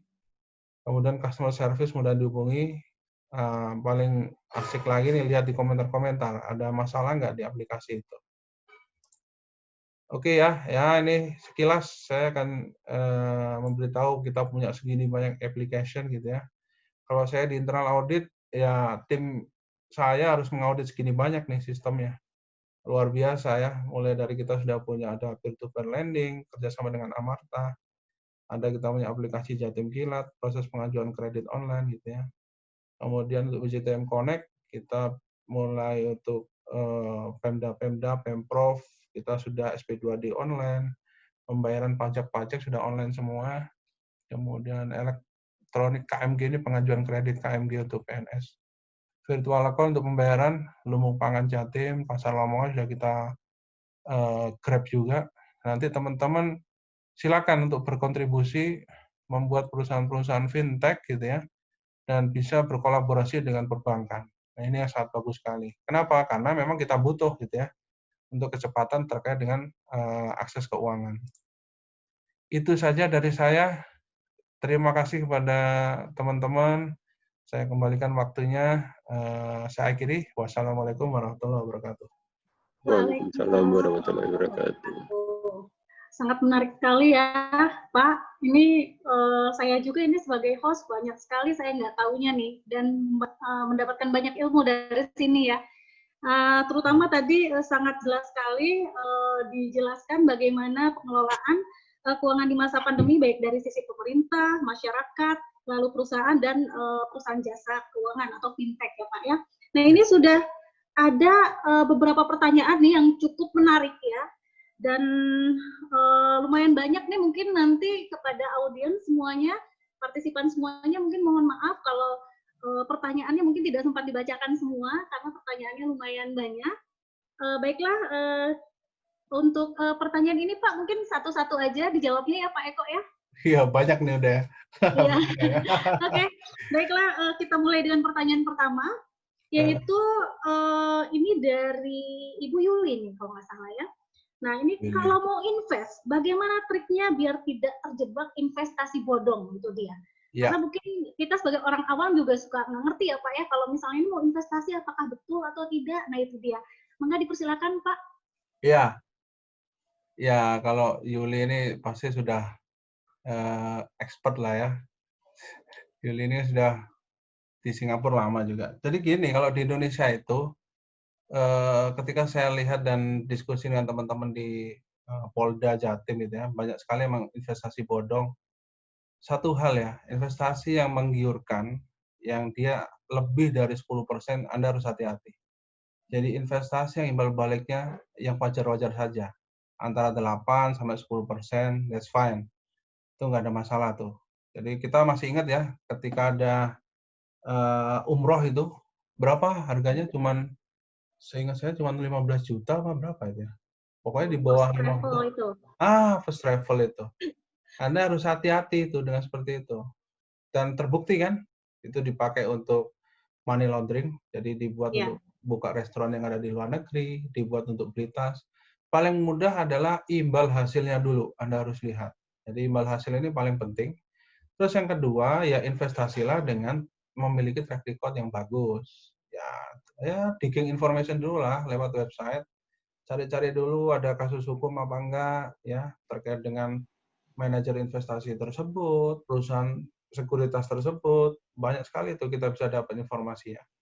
Kemudian cari-cari yang terkait dengan beberapa case perdata gitu ya. Anda bisa akses tuh ke websitenya pengadilan gitu ya. Cari aja PT XXX misalkan. Itu nanti ketemu. Kalau dia pernah kasus hukum. Nah, itu Anda pelajari kenapa kok terjadi. Jadi ketika menginvestasikan uang ya di atas 50 juta itu udah besar kalau menurut saya. 10 juta pun juga udah besar. Nggak usah jauh-jauh ke perusahaan, ke teman sendiri aja yang sudah teman pribadi. Ya, teman yang sudah dekat. Anda harus jelas-jelas dulu. Bagaimana sih Anda menginvestasikan lagi nanti? Lah, Anda sebagai pengontrol apa enggak? Ya, saya sudah beberapa kali lah. Ya, memang kita percaya ya. Saya ngasih 15 juta nih. Tiba-tiba ya sudah nggak jalan di beberapa bulan. 6 bulan masih jalan. Setelah itu tiba-tiba sudah nggak jalan. Nah ini harus hati-hati ya. Imbal hasil Anda cek, track record Anda cek, gitu ya. Kemudian yang ketiga ya Anda harus pandai-pandai melihat apakah yang ditawarkan itu sudah sesuai nggak sih dengan bisnis yang sekarang. Dan satu, jangan sampai melanggar hukum. Tuh, ya, itu aja sih, Yuli. Mohon maaf sebelumnya itu tadi pertanyaan ternyata bukan dari Ibu Yuli, dari Pak Novan ternyata. Oh, mohon maaf, Pak Novan. Pak Novan Ya, nih. Pak Nah, Novan. ini baru nih dari Ibu Yuli nih yang sekarang nih. Nah, ini tadi dibahas bahwa harus bisa dibedakan mana kebutuhan dan keinginan. Ya. Nah, ini pertanyaannya idealnya berapa persen ya kita menyisihkan biaya dadakan, itu dia. Nah, biaya itu dadakan, ya? Pertanyaannya. Ya, kalau biaya dadakan, kalau misalkan terkait dengan hal itu, ya bisa beda-beda ya. Beberapa keluarga kalau ada yang 10%, ada yang 20%, gitu ya. Kadang-kadang ya ada juga yang menyisihkan biaya untuk hobi, gitu juga ada. Yang penting kalau menurut saya, ya cari hobi-hobi yang sifatnya itu bisa menghasilkan. Itu kan banyak. Misalkan Anda suka diecast, ya, bagus nih diecast kan. Itu kalau dijual lagi juga lumayan. Nah, itu hobi yang menghasilkan banyak sekali.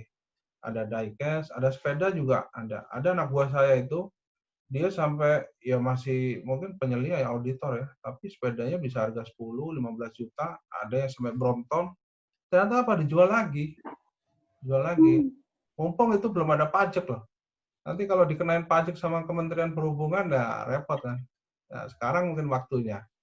Jadi bisa yang dia ngerakit sendiri, ya beli frame gitu ya.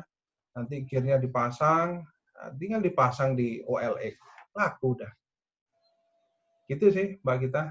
Iya. Baiklah, kita lanjut ke pertanyaan berikutnya. Ini dari Pak Rito.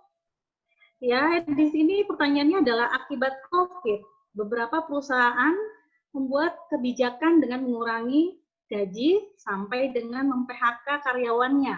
Nah, untuk karyawan yang telah di-PHK saat ini, kira-kira bisnis apa yang cocok di tengah pandemi ini? Itu dia, Pak, pertanyaannya. Ya, memang kalau menurut saya memang harus hati-hati ketika berbisnis ya. Bisnis itu harus dimulainya jangan setelah Anda keluar kantor, jangan. Jadi bisnis itu harus dimulai memang paralel. Jadi belajar dan belajar. Ada yang sudah bisnis jual beli untuk galon gitu ya. Ada jual beli untuk terkait dengan apapun lah. Rumah juga bisa. Gitu. Kalau menurut saya yang safe sekarang, ya Anda kalau punya dana itu beli aja yang tadi investasi ke ORI karena dijamin pemerintah juga. Ya, itu yang menurut saya masih make sense. Imbal hasilnya juga 8% gitu ya, 8 sampai 9%. Atau yang kedua, Anda bisa nanam deposito ke beberapa bank yang punyanya Pemda. Itu besar-besar tuh. Jadi BPR-BPR yang ada di, misalkan di Pemprov Jabar nih, dia punya BPR. Dia lagi butuh dana itu. Lah, Anda investasikan ke sana. Ada yang konsepnya syariah juga ada, silakan. Ada juga yang memang Anda, aduh saya nggak mau di instrumen seperti itu, saya pengen ke sektor real. Ya monggo, silakan. Kalau ke sektor real yang masih aman, ya menurut saya di sektor telekomunikasi, gitu ya, IT ini juga luar biasa. Anda jualan paket data aja, itu laku sekarang. Jualan paket data aja, laku itu. Itu pasti ada yang beli. Ya. Terus yang kedua yang terkait dengan makanan minuman, pasti itu. Dan makanan minuman, kemudian misalkan gas LPG, kalau dananya besar ya disesuaikan aja, tetapi harus berhati-hati. Dan Anda harus tahu mana-mana resikonya. Jangan sampai nanti ketika bisnis nggak tahu resiko. Misalkan melihat nih, saya contohkan ya. Karena kita kan juga ngaudit ya, ketika kita tahu ada debitur yang mencoba-coba hal baru, ya kita akan memberitahu dia, Pak, resikonya ada di sini. Misalkan dia tadinya bisnis untuk terkait dengan ternak ayam. Kemudian setelah melihat mungkin temannya jual beli telur ayam, itu berhasil. Ya, sampai ribuan ton dikirim ke Jawa, dikirim ke Sumatera. Tapi dia nggak lihat ada risiko di sana. Dia mencoba aja, ya sudah. Saya akhirnya bisnis jual beli telur ayam gitu. Tapi ada risiko telur ayam itu. Satu, busuk. Pasti itu. Terus yang kedua, ketika delivery banyak yang pecah. Nah, ini yang Anda harus ukur. Memang terkesan bahwa bisnis itu, waduh risikonya tinggi ya. Kalau saya pribadi, kalau saya nih, ya mending beli kos-kosan bisa juga. Beli kos-kosan. Jadi ketika nanti di kos-kosan mahasiswa, yang dia bisa kontraknya 1 tahun, mungkin di tell you itu luar biasa itu. Tapi memang mahal-mahal tanahnya sekarang kan di sana. Itu juga hal Iya, yang menarik. betul. Ya, mungkin Iya. itu Mbak Gita. Iya. Baik Pak, ini masih ada pertanyaan. Ini dari mahasiswa Pak kebetulan Ya, yang hadir silakan. di sini. Pak, berbicara tentang investment, mungkin Bapak tahu yang namanya cryptocurrency. Ya. Ya. Nah, di luar kebijakan pemerintah yang belum mengizinkan tentang cryptocurrency di Indonesia, bagaimana tentang cryptocurrency sendiri? Lalu apakah menguntungkan mengingat harga cryptocurrency sendiri stabil dan tidak terpengaruh dengan ekonomi dunia? Nah, itu Pak pertanyaannya. Oke. Balik lagi ya. Kalau kita berbisnis, kita harus tahu dulu bagaimana undang-undang atau payung hukumnya. Nah, itu dulu.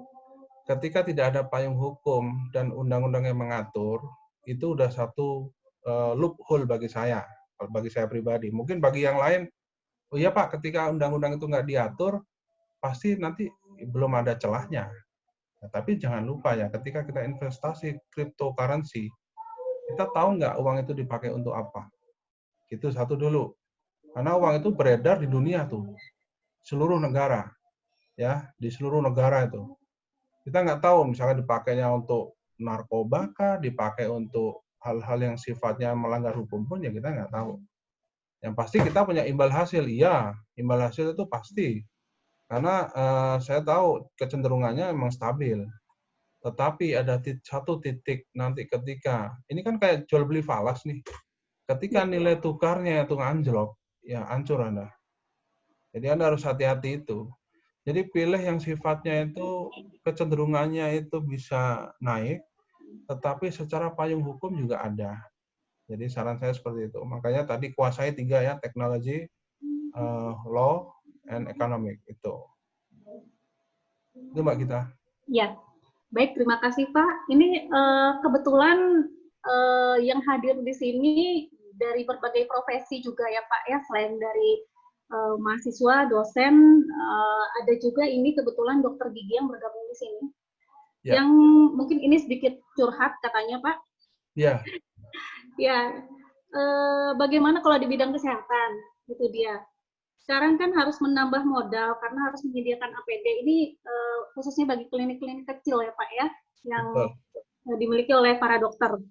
Ya. Nah, dan di sini penyediaan APD dan harus ini maksudnya tunggu sebentar, menyediakan APD dan menambah kos pembayaran dokter dan dalam pencegahan COVID ya. Nah, dan juga harus mengadakan penambahan alat dan lain-lain. Nah, jadi banyak sekali yang memang menjadi pengeluaran sebuah klinik gitu ya.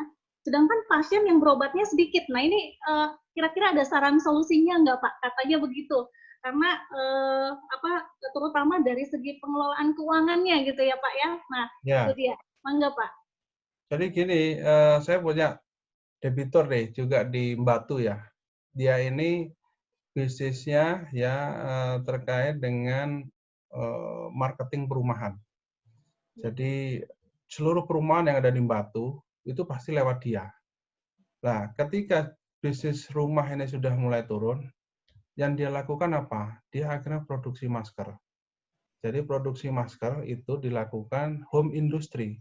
Dia nggak pernah cara tahunya bagaimana membuat masker. Dia kumpulkan ibu-ibu yang di satu gang itu, satu gang, kemudian dia beli mesinnya, dan kemudian dia sudah mulai menawarkan secara marketing. Saran saya kalau APD itu sulit, kenapa nggak kita bikin APD sih? Itu loh. Jadi kalau di Bandung memang ada satu home industry yang bisa mengerjakan itu, nanti bisa dites oleh lembaga yang bisa memverifikasi bahwa APD ini layak, lah ya udah jalan gitu. Kalau saya tahu dokter gigi itu yang paling terdampak. Kenapa? Karena ketika dia sudah penularan lewat sini, mulut itu ya, itu udah yang paling rentan. Nah, itu yang paling bahaya. Apalagi stok dari APD, stok dari masker yang dimiliki oleh dokter gigi juga berkurang. Ada beberapa saudara saya yang juga mengalami hal yang sama. Sampai beliau ini akhirnya juga bingung harus ngapain gitu ya. Harus melakukan create bisnis baru memang. Ya harus out of the box. Tidak perlu yang kita berpikir sesuai dengan bidang kita. Dengan bidang yang lain yang bisa memberikan hal yang sifatnya bisa untuk menunjang di sisi pandemi. Yang paling tinggi sekarang sektor kesehatan itu, ya bagaimana kita menyediakan masker, menyediakan APD. Bukoviva aja sampai bikin yang namanya di salah satu pesantren yang ada di Probolinggo untuk bikin APD dia. Dan itu udah disuplai. Jadi anak-anak santrinya disuruh bikin, kemudian itu diverifikasi oleh lembaga terkait, sudah confirm oke, baru dijual belikan. Jadi nggak usah yang muluk-muluk, mungkin nyoba dulu bikin masker gitu, masker kain aja. Masker kain yang sifatnya nanti bisa ada motif-motifnya yang batik dan lain-lain. Nanti kita buka toko di Tokopedia atau Bukalapak, ditawarkan lewat situ. Nanti bisnis UMKM-nya akan bergerak tuh di sana. Bisa bisnis terkait dengan, ya tergantung dari hobinya apa. Dari Bu Dokter Gigi tadi itu, mungkin bisa dicari hobinya apa. Itu Mbak Gita. Iya. Baik Pak, ini masih ada pertanyaan nih Pak ya. Ya. Dari Bu Rini, ya. Kira-kira nih, tapi sebelumnya ini mungkin bisa saya sekaliguskan nih, ada pertanyaan sebelumnya juga, apakah menabung dan deposito itu termasuk investasi katanya. Nah, lalu kira-kira karakteristik bank yang aman untuk deposito itu yang seperti apa? Nah, itu dia. Silakan Pak. Kalau deposito yang di bank-bank umum, itu rata-rata imbal hasilnya antara 4-5%. Rata-rata itu ya. Kalau Anda ingin deposito imbal hasilnya lebih tinggi tapi aman, itu tadi yang saya bilang ke BPR yang miliknya Pemda atau Pemprov. Ya. Kalau di kami ada namanya BPR Jatim. Jadi itu miliknya Pemprov Jawa Timur. Itu imbal hasilnya bisa 8-9%. Tergantung dana yang ditempatkan. Misalkan dana Anda 500 juta ke atas misalkan, itu bisa sampai 9%. Tapi kalau 100 juta mungkin 7%. Jadi tiring dia. Tiring. Jadi berjenjang. Nanti misalkan kalau di bawahnya 50 juta mungkin baru dapat 5%. Sama seperti yang lain. Jadi saran saya cari deposito di bank-bank milik pemerintah daerah. Kalau BUMN ya aman sih, cuman ya itu imbal hasilnya antara 4-5%. Nggak bisa lebih dia. Kalau tabungan dan deposito ya investasi, cuman kalau tabungan itu ya nggak imbal hasilnya dengan biaya-biaya dipotong mungkin bisa lebih banyak biaya-biaya dipotong biasanya. Iya. Itu Mbak Gita. Kalau investasi sendiri itu kalau di masa pandemi ini masih menjanjikan nggak sih, Mas Eko? Yang mana? Maaf, investasi itu, deposito. Deposito itu Bisa. masih menjanjikan nggak di masa pandemi ini? Menjanjikan. Deposito itu menjanjikan. Malahan kalau dia roll over terus, ya bagus itu. Jadi nanti 1 tahun lagi imbal hasilnya dimasukin lagi kan ke pokok depositonya, nanti ya dibiarin aja terus. Itu untuk jangka waktu yang panjang itu bagus. Tetapi harus hati-hati ketika Anda di bank-bank yang sifatnya dia yang saya bilang ya tata kelolanya nggak bagus. Mungkin bank-bank yang buku 3, buku 4 yang bank swasta, Anda harus hati-hati ketika naruh duit di sana. Karena kalau dijamin LPS itu kan maksimum cuma 2M. Ya, kalau di atas 2M duitnya ya yang digantinya cuma 2M. Gitu. Gitu Mbak Gita. Ya. Baik Pak, ini mungkin ada pertanyaan dari Pak Devi. Mungkin Pak Devi mau bertanya, Pak Devi? Sudah cukup, Bu. Sudah cukup? Oke. Kalau gitu saya nanya lagi boleh nih, Pak? Silakan Mbak Gita. Jadi kira-kira kita kebetulan di kampus nih, ya di kampus ini kan ada beberapa mahasiswa yang mungkin terdampak kondisi keuangan karena COVID gitu dia ya. Iya. Dan kami mungkin adakah informasi gitu ya produk bank yang memang bisa membantu solusi ini, misalnya menyediakan pinjaman ya untuk biaya pendidikan, itu dia. Nah Iya. itu Bisa Pak. itu kalau mungkin ditanya aja, kalau dia dari Jawa Timur suruh hubungin Bank Jatim dia. Jadi orang tuanya mungkin kalau dia sebagai PNS kan ada kredit multiguna namanya. Ya itu bisa dipakai apa saja. Tapi kalau orang tuanya di daerah Jawa Barat ya silakan hubungin Bank BJB. Itu bisa. Jadi kredit multiguna itu kalau dia sebagai PNS bisa dilakukan. Nah, kalau dia sebagai swasta, ada namanya kredit konsumsi beragun properti memang. Jadi harus ada agunan yang dikasih kepada bank, nanti ditaksir, dapatnya berapa plafonnya. Itu bisa juga. Jadi memang yang saat ini aset yang Anda punya apa, ya itu istilah kata Anda harus agunkan. Kalau saya memang nggak ser ketika Anda pinjam ke fintech ya, karena kalau fintech itu satu bunganya tinggi, bukannya saya nggak pro fintech, bukan, tetapi Anda harus berani mencari lah suku bunga yang paling rendah yang mana gitu ya. Karena itu yang keangsuran yang bisa Anda peroleh. Karena angsuran semakin rendah kan menguntungkan Anda juga, teman-teman di sini. Gitu Mbak Gita. Iya. Saya Ini boleh mungkin nanya, Bu? Oh, silakan Pak Devi. Ya, Pak Eko. Ini Ya. kebetulan dengan kondisi yang sekarang memang kondisinya kan agak saling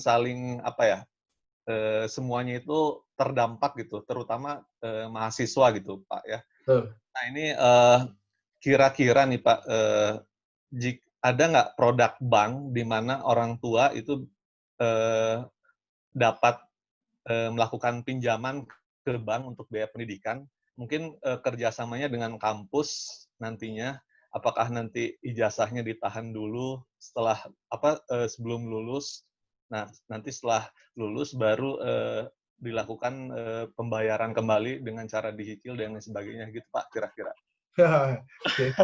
Apakah ada sama? Ya. Ya menarik sih itu. Jadi gini, konsepnya perbankan itu kan satu ketika menganalisa kredit itu kan ada 5C ya. Yang pasti satu adalah karakter. Karakter ini orangnya seperti apa sih? Dia akan dilihat namanya SLIK ya, Sistem Layanan Informasi Keuangan yang disediakan OJK. Itu nanti akan kelihatan, oh dia masuk sering bayarnya telat nggak sih? Sering call 2, 3, 4, 5 enggak. Yang kedua adalah capacity. Jadi capacity ini terkait dengan repayment memang, Mas Devi. Jadi kalau repayment itu akan dilihat seberapa mampu bayar sih ketika ke perbankan. Gitu. Kalau saran saya dia sebagai mahasiswa, memang saat ini pun belum ada sih produk yang dia sebagai mahasiswa, kemudian dia ngajukan kredit dan difasilitasi kampus, harapannya nanti baru tahun keberapa dia membayar gitu ya. Yang ada memang ya harus dimanfaatkan mungkin dari orang tuanya yang bisa mengajukan pinjaman itu. Saat ini memang belum ada yang di perbankan ya untuk mengakomodir itu. Mungkin kita akan coba, saya akan coba diskusi lah sama teman-teman yang di bagian kredit. Kira-kira repayment seperti itu bisa nggak sih? Karena harus ada jaminan juga. Satu, siapa yang menjamin nanti ketika misalkan dia kapan lulusnya gitu. Misalkan baru dia mau selesai 1 tahun lagi gitu ya. Karena terkena dampak pandemi, mungkin baru bisa membayar 1 tahun setelah ini. Nah, ketika setelah 1 tahun itu apa jaminannya dia harus bisa bayar? Itu yang harus dipikirkan. Apakah dari pihak Telkom University kah? Atau pihak dari dia sendiri pribadi kah? Atau siapa yang menjamin itu? Nah, kemudian yang kedua, kira-kira repayment-nya nanti seperti apa? Karena kan harus diukur nanti pembayarannya itu berapa, padahal dia gaji belum dapat. Nah, ini yang mungkin harus dipikirkan ya. Ketika analisa kredit itu harus tahu juga berapa sih yang pengeluaran dia yang di beberapa pos-pos itu, kemudian pemasukan dia berapa. Nah, nanti kan dinetkan baru tahu, oh repayment dia itu sanggupnya segini loh. Nah, ini padahal dia belum memiliki pekerjaan. Nah, itu bagaimana untuk bisa menganalisa itu? Ini challenge-nya itu. Itu challenge-nya. Makanya kalau fintech Anda sebagai mahasiswa kemudian bisa ngajukan ke fintech dan Anda dapat uang, ya ini menurut saya nggak mendidik juga. Nggak mendidik itu. Karena fintech bagaimana dia tahu repayment-nya. Gitu. Gitu Mas Devi ya. Oke, Pak Eko, terima kasih ya. Ya, sama-sama. Ya. Terima kasih Pak Devi atas pertanyaannya. Mungkin satu pertanyaan lagi ya Pak ya. Ini Ya, lumayan dari tadi Pak Eko jadi pertanyaan ya karena menarik sekali bahasannya. Ini ada yang bertanya dari Bapak Edi Pramono, lebih menguntungkan dan lebih aman mana? Investasi dalam bentuk deposito pada bank pemerintah, PS obligasi pemerintah, PS P2P lending. Gitu. Kalau saya ya obligasi pemerintah, imbal hasilnya bisa 8-9%. Deposito di bank pemerintah itu Anda harus punya dana biasanya lebih 2M baru bisa dapat 6-7% itu. Nggak ada yang bisa ngasih 8-9%. Kecuali yang tadi BPR yang di bawahnya Pemprov. Itu silakan dicari tuh. Karena kalau di kami BPR Jatim bisa 8-9% bisa diberikan. Karena mereka kesulitan likuiditas. Jadi mereka nyari dana-dana deposito, kemudian dananya akan dilendingkan, dilempar ke kredit dengan suku bunga yang lebih tinggi, supaya nanti dapat untung di sana. Gitu Mbak kita.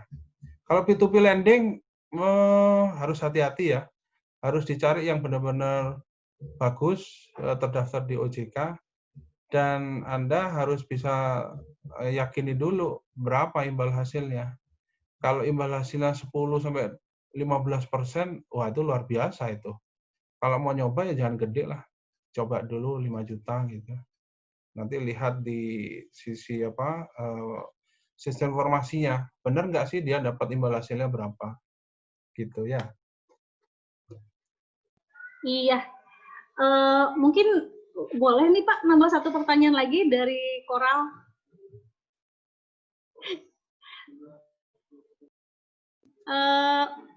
Ini kebetulan kami salah satu jadi salah satu tujuan kami adalah kami juga jadi pengembangan startup yang memang mahasiswa yang menjalankannya dan terkadang kita kesulitan dengan modal dan juga strategi ya Pak ya, strategi pengembangan dari startup itu sendiri. Nah, kira-kira apa saran Bapak mengenai strategi kita untuk mencari modal dan juga pengembangan startupnya? Terima kasih Pak. Itu. Ya. Yang pasti kalau sebelum mencari modal, Anda harus menawarkan apa dulu kepada pemodal. Itu yang paling penting. Jadi apa yang menjadi hal yang sangat bisa diunggulkan dan itu bisa menjadi satu value tidak hanya untuk perusahaan sendiri gitu ya, tetapi untuk khalayak, untuk seluruh stakeholder. Itu harus dicari apa idenya. Ide-ide yang di masa pandemi seperti ini mungkin yang bisa diapresiasi. Salah satunya tadi mungkin Yuli, teman saya bilang, membuat satu vending machine. Nah, vending machine untuk masker yang bisa dibagikan oleh pemerintah. Itu bisa digunakan juga. Atau misalkan terkait dengan bagaimana melakukan cek terhadap kesediaan pangan kita yang di masing-masing daerah. Itu bisa juga. Nah, kalau untuk mencari modal ada banyak. Ada salah satu binaan di Telkom juga bisa itu ya. Di Telkom tuh punya satu event-event yang sifatnya bisa dicari nanti siapa sih yang bisa kita biayai ya, bisa dikasih modal gitu. Yang kedua di beberapa perbankan di BUMN juga sudah mulai ada hackathon itu Anda bisa ikuti itu hackathon yang misalkan di BRI, di Bank Mandiri. Kami juga sudah mengusulkan di Bank Jatim. Kalau bisa hackathon di Jawa Timur ini bisa dicari nanti supaya kita bisa dapat talent-talent yang bisa memudahkan kita di industri jasa keuangan. Hackathon Anda bisa ikuti. Terus yang ketiga ya kalau mau sudah establish, cari di PNM penanaman modal madani itu di PNPM itu bisa juga. Itu Anda bisa akses ya. Tapi yang paling penting value terhadap yang Anda tawarkan apa? Itu. Karena yang namanya modal itu harus mendapatkan return dan tidak hanya untuk pemodal, tapi untuk seluruh stakeholder. Gitu. Ya, terima kasih banyak Pak Eko Ya, atas penjelasannya. Ini sebenarnya pertanyaan ini banyak sekali ya. Mungkin dari audiens dan juga mungkin dari saya sendiri dan juga tim Koral itu dia. Tapi ini waktu sudah jam 12 siang, mungkin ini rencana kita 1,5 jam, jadi molor 2 jam ya Pak ya. Mohon maaf nih Pak, terima kasih banyak atas sharingnya. Dan juga terima kasih banyak kepada Pak Tri yang sudah hadir di sini sampai selesai Pak. Dan juga kepada para partisipan semuanya, terima kasih banyak. Semoga ilmu yang kita dapatkan hari ini di webinar ini bermanfaat dan bisa menjadi pengetahuan buat kita ya ke depannya. Itu dia. Terima kasih banyak kepada Pak Eko atas sharingnya. Dan saya tutup mungkin acara webinar ini. Oh, satu lagi sebentar sebelum saya tutup. Kami nanti akan mengadakan sesi sharing lagi yang kedua dari alumni yang nanti berhubungan dengan bisnis di bidang makanan. Itu dia. Yang mungkin nanti dihadiri, mangga yang di sini mau daftar lagi atau mau hadir, mangga Pak Eko juga kalau mau ikut berpartisipasi, kami silakan semuanya. Nah, yang nanti menariknya adalah bagaimana pengelolaan bisnisnya, itu dia. Ya, terima kasih banyak semuanya. Saya tutup webinar ini. Assalamualaikum warahmatullahi wabarakatuh. Waalaikumsalam warahmatullahi wabarakatuh. Ya, selamat siang semuanya. Siang Pak Tri. Assalamualaikum warahmatullahi wabarakatuh. Waalaikumsalam warahmatullahi wabarakatuh. Ketinggian nggak di belakang.